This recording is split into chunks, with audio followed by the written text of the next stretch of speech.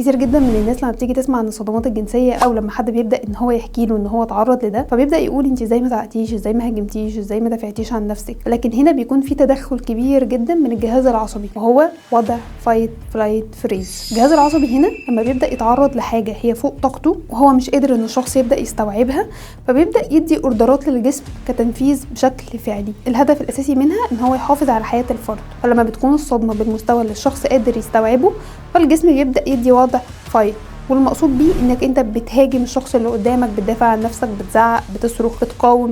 ولكن وضع الفلايت معناها ان الصدمه بالنسبه لنا احنا مش هنقدر نواجهها، فبنبقى محتاجين نهرب. فبنلاقي ناس كتيره جدا وقت ما بتتعرض لمشكله او وقت ما بيحصل حاجه بيطلع يجري على طول، لان ساعتها بيكون الجهاز العصبي شايف ان دي الطريقه الوحيده اللي انت تحافظ بيها على حياتك. لكن في حاله بقى ان الصدمه بتكون اكبر من قدرات الشخص اصلا، فبنوصل لمرحله الفريز، وهو وضع التجمد، فيما معناه ان الجهاز العصبي بيبدا يخدر الجسم كله وبيخليه كانه دبدوب بالظبط كده. الشخص اللي قدامه قادر ان هو يتحكم فيه، يحركه من غير اي نوع من انواع المقاومه او العنف. وهنا الشخص بيقف كتير جدا ان انا ما دافعتش عن نفسي، انا ما عرفتش حتى اقاوم، ما عرفتش اصرخ. ولكن ساعتها بيكون الجهاز العصبي كان قادر ان هو يخدر كل الجسم عشان يخلي الانسان يعيش.